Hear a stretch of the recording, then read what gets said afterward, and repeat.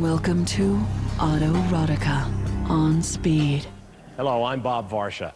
In this episode of Behind the Headlights, we'll look at the revolutionary jet-powered car Spirit of America, driven by ultimate speed pioneer Craig Breedlove.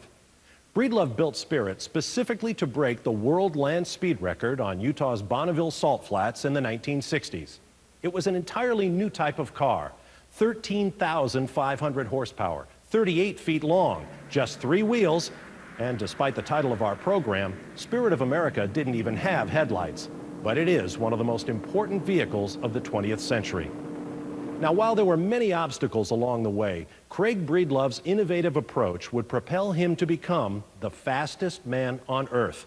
Driving Spirit of America, Breedlove became the first person to average more than 400, 500, and ultimately 600 miles per hour. Along the way, Breedlove and Spirit fought a series of fierce one-on-one battles with Art Arfons and his car, the Green Monster. It was a seesaw contest at more than 500 miles per hour, and for a brief period in the mid-60s, it captured the attention of the entire world and embodied the true Spirit of America. As the 1960s dawned, people were dreaming big and dancing to the Frug, the Fish, and the Twist. The late 50s and early 60s were, kind of a watershed time in American history. Dwight Eisenhower, the oldest U.S. president ever elected, had given way to the youngest, John Fitzgerald Kennedy. The United States and the Soviet Union, Cold War enemies for more than a decade, began a battle for space exploration supremacy. The satellite Sputnik was launched by the Soviets in 1957. They beat America again in 1961 by putting the first man in space. The United States countered when John Glenn became the first man to orbit the Earth. Oh, that view is tremendous. Kennedy inspired his fellow Americans to seek greater heights. And so, my fellow Americans, ask not what your country can do for you. Ask what you can do for your country. One of those inspired by JFK was an ambitious hot rodder from California named Craig Breedlove. He was part of a small contingent of high-speed racers caught up in a fervor to travel faster on land than anyone had ever done before. In a way, it was sort of a naive time for the country as well, but a very optimistic time. And I don't know, I guess, we kind of thought we could do anything. We certainly weren't rocket scientists. We were hot rodders, and we expressed our loyalty and emotion for the country in the best way we possibly could. Again, America at that time, if you could think it, you could build it, and you could do it. Breedlove dreamed of setting the ultimate land speed record.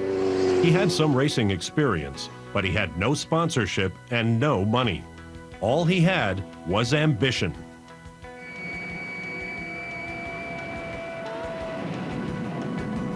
He would be most identified with his own landmark innovation, the jet-powered Spirit of America. Spirit of America was powered by a jet engine from a military aircraft. In that way, it differed from virtually all of the cars that preceded it, which were powered by aero-engine monsters that were wheel-driven.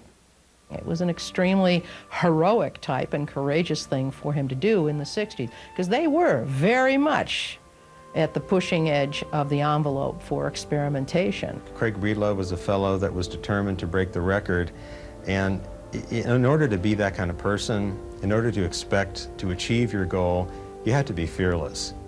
And he truly was. He was concerned more about his car than he was about his own personal safety.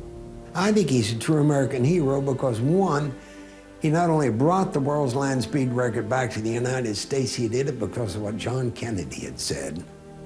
Craig Breedlove's story is an inspiring example of how guts, trepidation, hard work, and a little luck can triumph over seemingly insurmountable odds. Let's put it this way, Craig Breedlove has crashed more times over 300 miles an hour than any other human being on Earth and has never been hurt. When you see him or meet him, go rub his belly, because he is the lucky Buddha of racing. He just had the drive, the incentive, the intuitive knowledge to know that he could, wanted to, and could do it, and he did. What a ride! Well, for my next trick! This edition of Behind the Headlights tells the story of the pioneering car of its day, the Spirit of America, and of Craig Breedlove, a true American hero. Spirit of America was the first car that averaged over 400 miles an hour and over 500 miles an hour. So from those aspects, I guess it was pretty revolutionary. Craig Breedlove was born on March 23, 1937, in Southern California. He grew up in a show business atmosphere. His father was a special effects artist for several movie studios. His mother danced professionally with the likes of Ginger Rogers and Fred Astaire. However, it was fast cars that would impress young Craig. God, once I saw those midget auto racers, I mean, with all the paint jobs and chrome axles and, you know, heard the Offie engines and could smell the racing fuel. For a kid growing up, I mean, it was just like a magnet. Southern California was a mecca for hot rodders. Enthusiasts took their cars to the high desert dry lake beds north of LA to see how fast they could go. Breedlove was one of those drivers. At that time, the official land speed record was 397 miles per hour, a mark that was set back in 1947 by Englishman John Cobb. A bright-eyed teenaged Breedlove read about it in an encyclopedia and decided that his goal in life was to bring the record back to the United States. Even then, his fellow classmates knew he was unique. He was building twin-engine, flathead 34 Ford supercharged coupe at that time, and the rest of us were just trying to keep our old Chevys running. Of course, he grew up in Southern California where hot rodding grew up. And most of his early runs were on the dry lake beds in Southern California, and once a year they'd go to Bonneville for speed weeks. That was what we did all the time, sit around and talk about cars and what we could do and how we could make the car go faster. And our interest was just racing. We had hot rods parked head to tail all around the school. Everybody had a hot rod. And Craig started off, you know, with a so-called hot rod on the streets. At 16, Breedlove got his first taste of speed in a sleek 1934 Ford coupe that topped 154 miles per hour in 1954. 4 years later, at Utah's immense Bonneville Salt Flats, driving a supercharged Oldsmobile engine Streamliner, Breedlove went 236 miles per hour. But he became obsessed with setting a new ultimate land speed record. He was such a prodigy at designing and racing these cars. He was so far above anything that we even imagined. After considering a piston-powered engine, Craig realized he could get a lot more power for less money with jet propulsion. Having been at the dry lakes and competing with his own Lakester, Craig Breedlove saw what the competition looked like, and he knew that he needed something quite different to achieve his goal. He bought a military surplus J-47 jet engine from an F-86 fighter plane for a mere $500. We frequently would take a Saturday and just cruise surplus places looking for stuff. And when I saw the jet engine, I didn't have $500 to buy it, but I went to Ed Perkins, who sponsored my coupe, and told him, God, Ed, I gotta have this engine. He had courage, mechanical and fabrication skills, and an inquisitive nature. Even more importantly, Craig Breedlove had a brash blend of guts and gumption that would soon propel him to speeds never before achieved on land.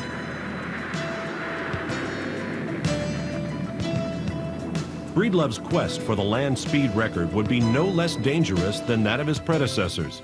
It was always a risky undertaking that had caused numerous accidents and claimed many lives. You know, I mean, you'd be insane if you didn't fear the car healthily, and you know, certainly give it a lot of respect and give. A land speed record assault is a measure of two of nature's most essential mysteries: speed and time. Almost as soon as man had wheels, he was obsessed with speed. Cars were not yet purpose-built for speed trials, but that didn't stop adventurous drivers from trying to go as fast as possible. The sensation of speed is only achieved by doing it. And even the biggest, roughest, toughest, beer-drinking kind of guys will be reduced to tears when they try to explain it to you. It's a real personal thing, but it's something else. As motor vehicles multiplied, speed became the benchmark of their performance. And the land speed racer was a special breed of person. I think you could call land speed record drivers and the people that help engineer their cars true pioneers. These are people that are out to explore the territory, if you will, that nobody's been to before. They're so focused, they're so single-minded in their pursuit, everything else just falls by the wayside. They want to go faster than any other human on the planet, whatever the cost. At the turn of the century, the perils of driving fast were largely unknown. Doctors at the time were predicting that the human body could not tolerate a speed above 60 miles per hour because it wouldn't be able to breathe. So it takes a tremendous amount of courage to be facing that, knowing that the medical community as a whole says you're heading for certain death. Henry Ford was one of the first to establish a land speed record in 1904 on frozen Lake Sinclair in Michigan. Ford reached a then incredible 91 miles per hour in a car called the Arrow. He was driving and they had a little tiller. It wasn't a steering wheel.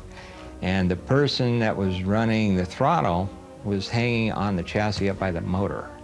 When the car wasn't flying through the air, it was skidding out of control. And in fact, the whole experience scared him so profoundly that later on in life, he admitted the fact that after he drove that car, that one record attempt, he never had any interest in getting in another race car again, and in fact didn't. In 1924, L.G. Hornstead turned 124.10 miles per hour in a Benz.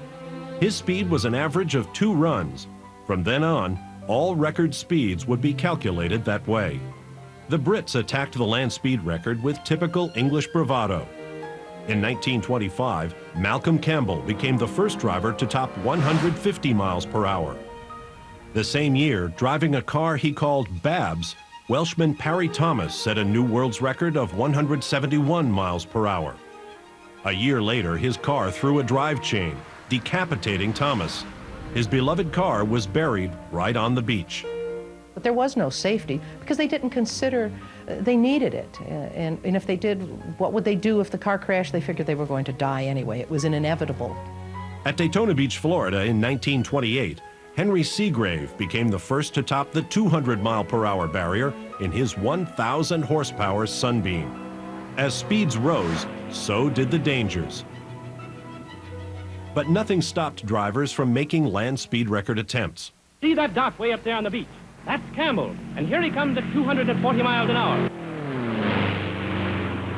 300 miles per hour was the next barrier. The short beach at Daytona was no longer suitable.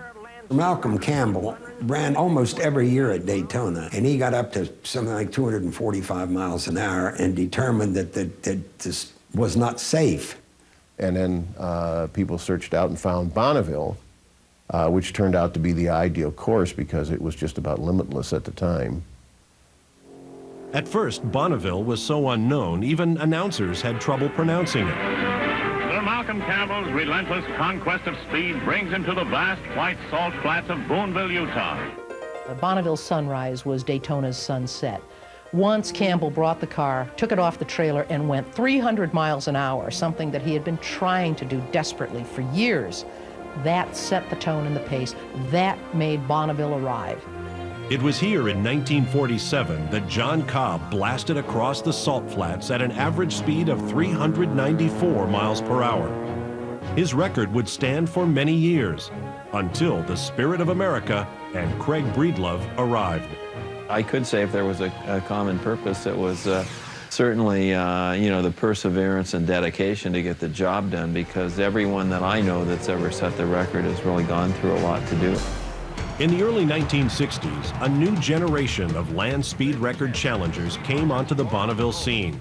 It was Mickey Thompson who broke the 400-mile-an-hour barrier, driving the Challenger 1, powered by 4 Pontiac V8 pushrod engines, each producing 700 horsepower. He reached an incredible speed of 406 miles an hour However, because Thompson broke a drive shaft on his return pass, he was not able to complete a second run, and the record was not entered as official. Donald Campbell, Malcolm Campbell's son, drove the Bluebird Proteus.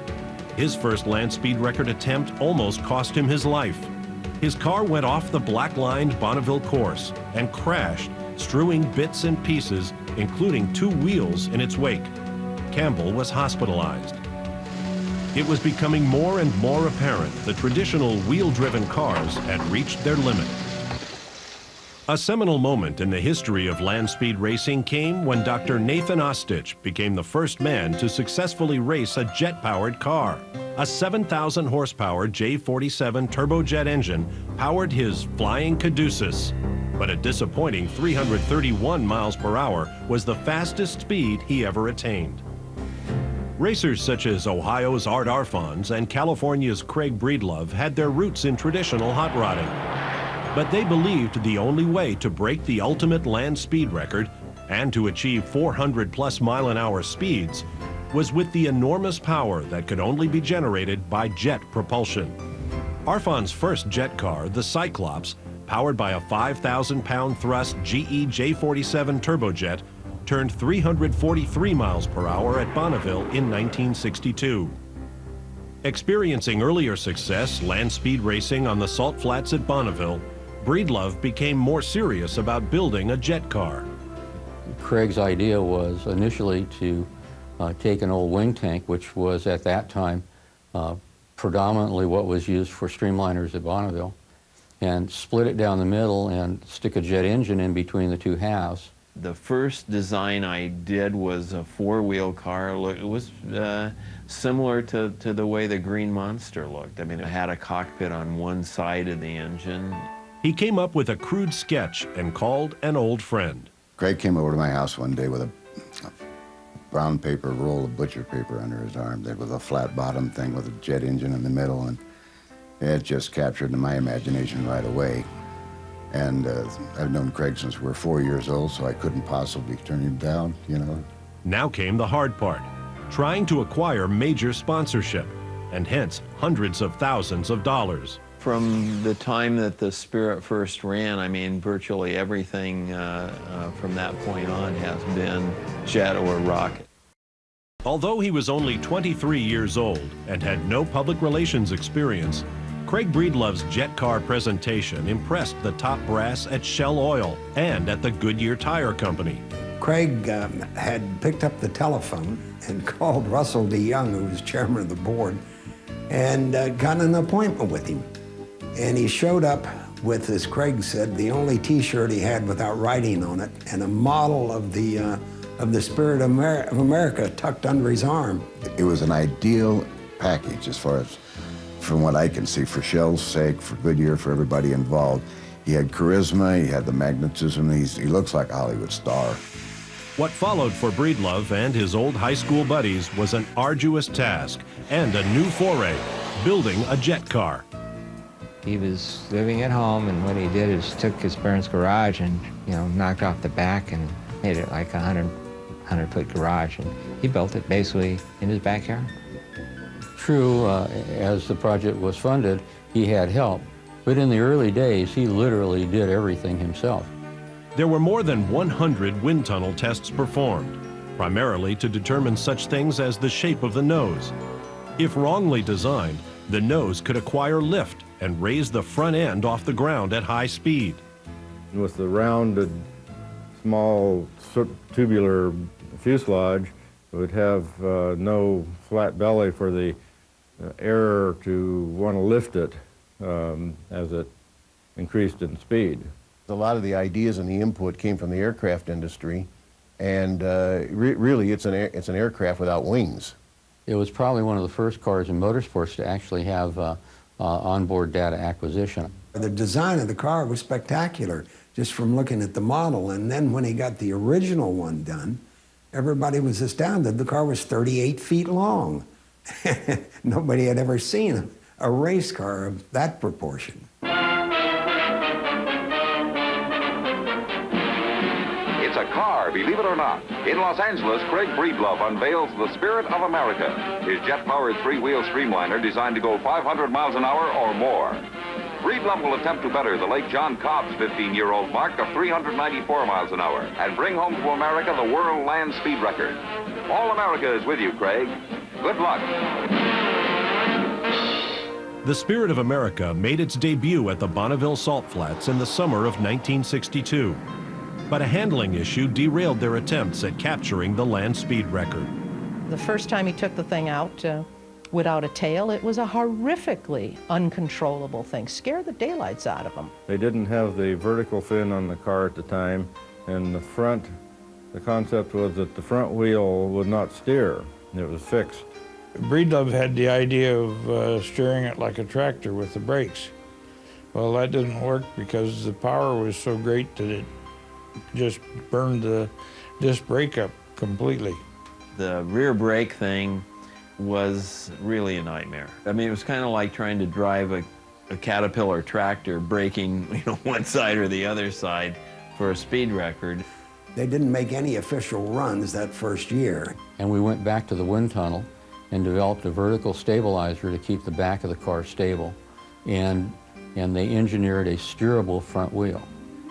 One thing that stood out on Breedlove's car was its wheels. It had only 3. The FIA, the sanctioning body for speed records, they had some trouble qualifying it as an automobile. Its tires were also unique.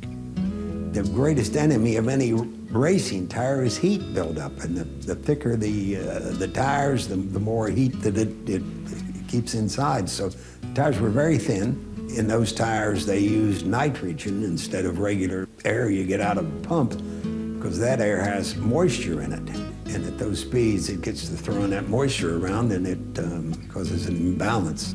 The single front wheel was partly recessed into the nose. The intakes for the J47 were on both sides, and the driver sat in an extremely small enclosed cockpit above them. The backyard venture that had begun 2 years before was now a reality. The Spirit of America was a thing of beauty. It weighed nearly 3 tons, stood 6 feet 2 inches at the top of the cockpit canopy, was 38 feet long and 11 feet wide. When we rolled the car out on the driveway and out into the street and onto the trailer, people were just gathering from everywhere. Cars were stopping because it was on the main streets of Bonneville Boulevard. And cars were stopping. What the heck is that? Somebody like a private jet plane in the backyard? I don't think so.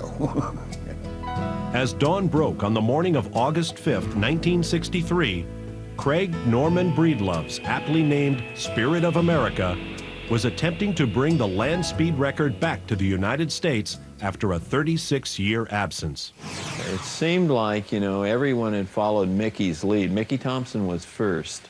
And, he made a big splash. He got a lot of attention with the Challenger, and it really brought a lot of focus to bear on the unlimited speed record and the fact that the United States hadn't held it in so many years. From a crude pencil sketch to the technologically advanced finished product, the intricate vehicle called Spirit of America had been years in the making. Now at 6:30 a.m. on August 5th, 1963, the moment of truth had finally arrived for 26-year-old Craig Breedlove. He and his Spirit of America were poised for a run at John Cobb's 16-year-old record on the Bonneville Salt Flats. Clyde Shetter, who was the West Coast public relations guy from Goodyear, said, boy, it's been 16 years since Cobb set this record, and it's been 37 years since America's held the record, and we've had 2 guys killed out here in the last 3 years trying to do this, and this is going to happen. I mean, we're really close. The car was very well prepared. The salt was incredibly well prepared. We were meticulous about preparing the salt. I can't tell you how many times our teams and volunteer teams walked the 15 miles picking up debris that was coming up out of the salt. For its initial run, the car moved slowly at first, then sped away as its hot gases bit.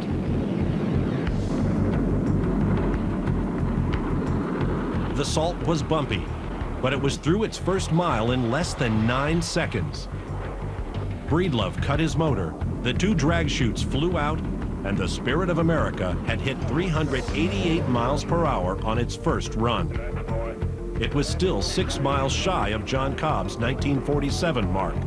In order to break the record, the Spirit of America would have to go well over 400 miles per hour on its return run. For that second pass, Breedlove took the J-47 engine up to 95% and sped down the Bonneville horizon. The blue and white projectile flew across the salt flats and into the history books. Petrelli never announced the times. Joe Petrelli, the USAC timer, he would always get the information from his clocks, and then he would write it on a piece of paper, and he'd come up to you and he'd just hand you this piece of paper, and you'd open it up and see what your speed was. Breedlove's speed through the return run was a shattering 428 miles per hour, making his average speed 407. Despite that the FIA recognized it as a motorcycle because of its 3 wheels, Craig Breedlove and the Spirit of America had driven faster than anyone else ever had. It was an enormous emotional release for me. We had really been on the edge trying to get to that point. And there was an enormous celebration. Once word got out, Breedlove became an instant celebrity. He was swept off on a whirlwind 38-city tour in 45 days. The quiet kid from Mar Vista, California, had achieved the cult status of a movie star. I was whisked off to New York for press conferences and you know, television shows and stuff like that, which was all new to me. I mean, I'm some kid out of Venice High School machine shop, you know. He hadn't been many places, and I took him on a nationwide tour. We had just out of every major city in the country, and Craig was so good on camera. But when we first started, the only thing he knew to order from a menu was either steak or spaghetti.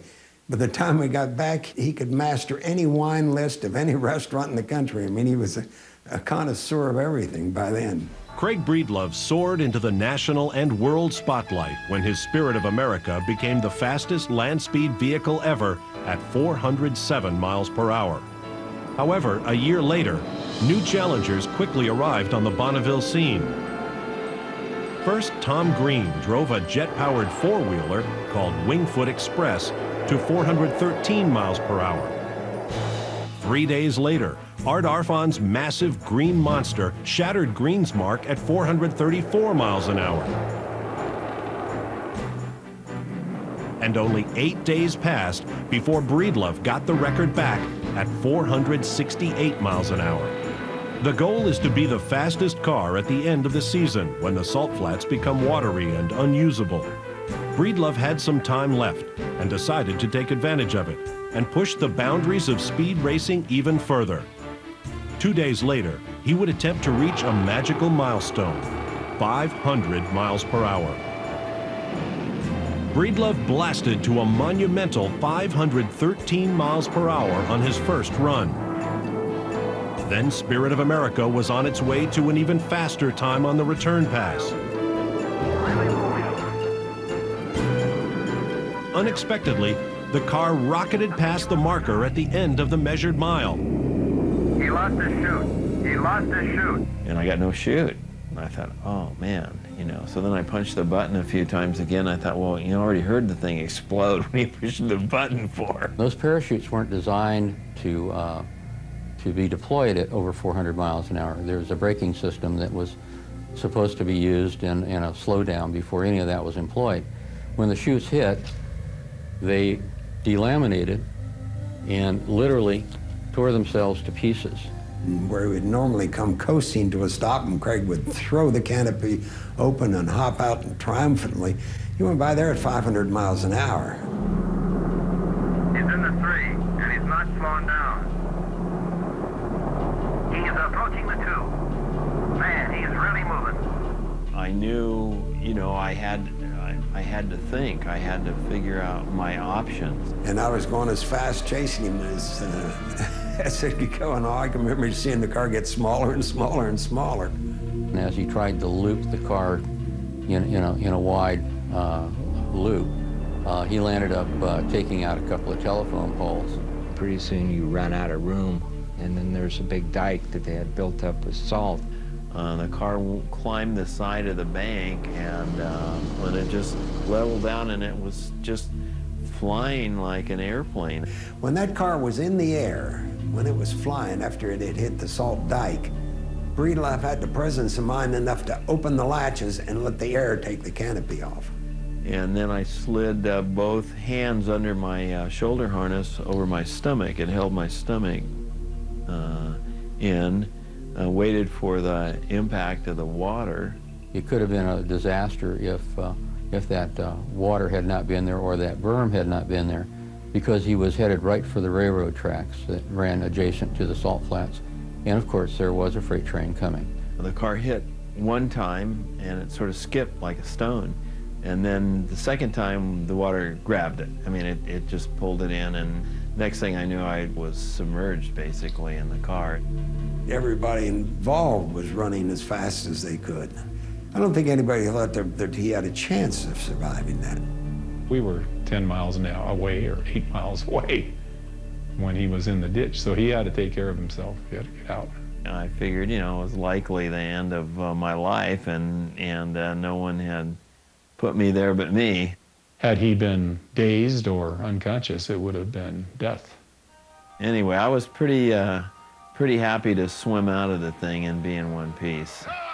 Just wanted to know how fast we went. What a ride! Well, for my next trick. You didn't make it. I'll set myself on fire. Craig, here's your dad.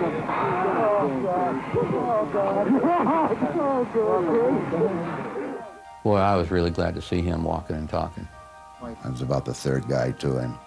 And he says, well, I broke my racer. Hi, buddy. How you doing? I broke my racer. That tells you he was a racer, you know. That's the difference between a racer and a guy driving a car. Did we break the record, God darn? What was the time? What was the time? Craig Breedlove was the survivor of a harrowing encounter with death. He had set a new land speed record of 526 miles per hour, equal to the cruising speeds of the latest jet airliners. However, as fate would have it, his arch rival from Akron, Ohio, wouldn't let the record stand for long. Every run that you make, I mean, in an experimental vehicle, I mean, you're not too sure what it's going to do. And so I've always, you know, approached the run like, you know, you got probably a 50-50 shot anyway that you're going to be okay. And you're committed at that point, and you know, I don't think about it that much. I mean, you know, I guess 90% is showing up. When his Spirit of America climbed past the 500-mile-an-hour barrier, Craig Breedlove had set the land speed racing bar even higher. Breedlove fortunately survived the hairy crash that almost took his life. But that violent wreck into the salt brine put his Spirit of America out of service. 2 weeks later, Art Arfons and his Green Monster were quick to take advantage of the remaining time left in the Bonneville season. Art came back and broke my 526 record. That's what the record was that day. He'd run 536. And so I needed a new car. 1964 ended with Arfons and Green Monster holding the record, and Breedlove without an operating racer. The Breedlove team would have to act immediately to get ready for 1965. It was a brisk pace that produced the new Spirit of America, named the Sonic 1. The first Spirit of America took almost 3.5 years.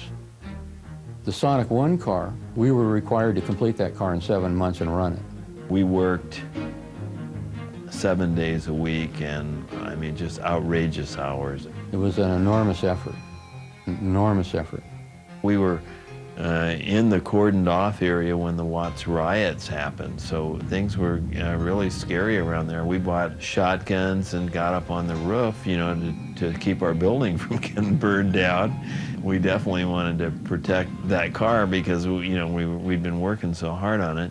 Sonic 1 was now on an even par with Arfons and Green Monster, It too had a J79 engine with over 17,000 pounds of thrust and single disc brakes designed to stop from 200 miles per hour. The body was topped with the usual high tail fin, but its nose tapered to a needle-sharp point. The car's design earned it the nickname the Coca-Cola bottle, but it was superbly built. He got a bigger engine and built a bigger car, and this thing was monstrous. Almost immediately it was over 500 with that, where in the first car it had to work hard to get up to that. Being right next to it was like watching the space shuttle leave. I mean, it would blow big giant chunks on the ground leaving. Breedlove raced the car to a new record of 555 miles an hour on November 2nd, 1965.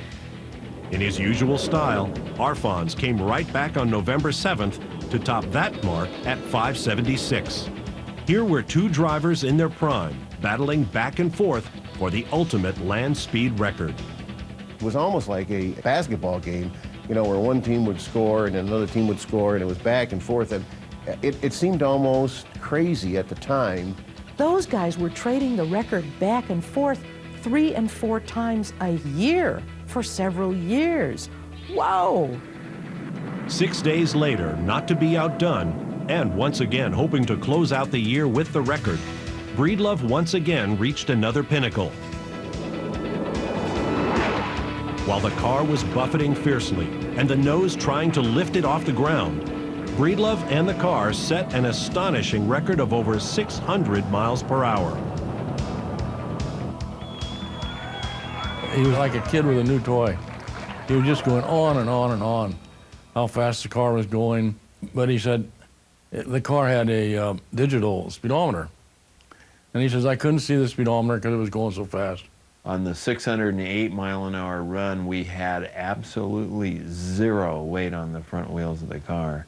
We looked at the recorders afterwards and just shook our head because we were just like right on the verge of flying. John Cobb's land speed record had stood for 16 years, but between 1963 and 65, the mark was shattered 11 times.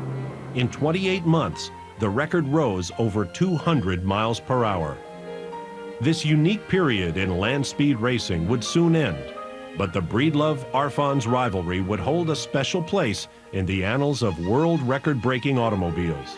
I have a lot of respect for Art, and of course I've known him for years and been a staunch competitor of Art's, but you know, he's a great guy and he's achieved marvelous things. His name now carved in land speed history as the first man to cross the 600-mile-an-hour barrier, Craig Breedlove had escaped the fate of many of his predecessors. Things were so rosy at the Breedlove household that his wife Lee even set a speed record for women at 308 miles per hour, driving Sonic 1 in 1965. She probably could have gone faster. I mean, it's just that there was no reason to. She already had the record, and it was just additional risk. And you learn in this business that sometimes you're better off to stop while you're ahead. Unfortunately, the Breedlove luck soon ran out. He lost his American Motors contract, and a storm flooded his workshop, destroying virtually everything he owned. And regrettably, he lost his land speed title when Gary Gabelich went 622 miles per hour in 1970. But in 1996, in his late 50s, Craig Breedlove would emerge again. When you participate in something as intense as an unlimited speed record effort, most of life's pursuits after you do something like that are relatively mundane. This time, in his newest Spirit of America, the Sonic Arrow, Breedlove attempted to set a supersonic record. At an estimated 675 miles per hour, the Spirit's left rear wheel abruptly lifted, sending the rocket car into a lurid skid, carving a 180-degree arc across the desert surface. I mean, I was way too hot. I would have gone supersonic on the run, and I was just, you know, going to have to come out of burner in the middle of the measured mile. And right then, I got hit by the wind shear, And I corrected for it. The car rolled on its side. Miraculously, once again, Breedlove survived. The land speed record did not. Andy Green blasted to the world's first official supersonic land speed record, a mind-blowing 763 miles per hour in 1997. While Breedlove has never been a man to shrink from a challenge, today his third-generation Spirit of America, Sonic Arrow, is silent, waiting for sponsorship. I wouldn't count him out. He's shown a great deal of tenacity, a great deal of fortitude, and a great deal of creativity. At his age, I think he can still do it. I mean, his reflexes are just phenomenal. You know, part of me feels like I could probably do it if I had to, but another part of me tells me, you know, that the perception of even of a 67-year-old guy doing this is ridiculous. And certainly I've had my day in the sun. He and the innovative vehicle represent a special time and a remarkable era. It was an amazing thing that he had done. The Beach Boys, for Pete's sake, wrote a song about Breedlove. It was a big deal, and he was quite famous and still is. Most people know who Craig Breedlove is. I wouldn't have accomplished my own personal goals if I hadn't been inspired by Craig. One thing about Breedlove, all his cars were so immaculate and so clean and pristine, and just real works of art in themselves.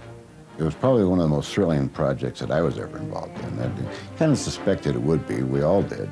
It was just awe-inspiring in every way. The Spirit of America and its fearless driver will always be remembered as the car and the man that changed racing history. The quest for the land speed record is one of the last true amateur endeavors. Drivers receive no purse for breaking the record, so accordingly, Craig Breedlove takes no salary, and he's put a large share of his own money into his latest jet car, Spirit of America 3. Craig Breedlove and Spirit of America are inextricably intertwined. Whether or not Breedlove and his newest Spirit succeed in breaking the sound barrier and ultimately setting a new world land speed record is yet to be determined. But their legacy is secure. For 40 years, the names Craig Breedlove and Spirit of America have been synonymous with speed and the achievement of the supposedly unattainable hopes of mankind. I'm Bob Varsha. I hope you've enjoyed this episode of Behind the Headlights. Join me again soon for another story of an extraordinary automobile.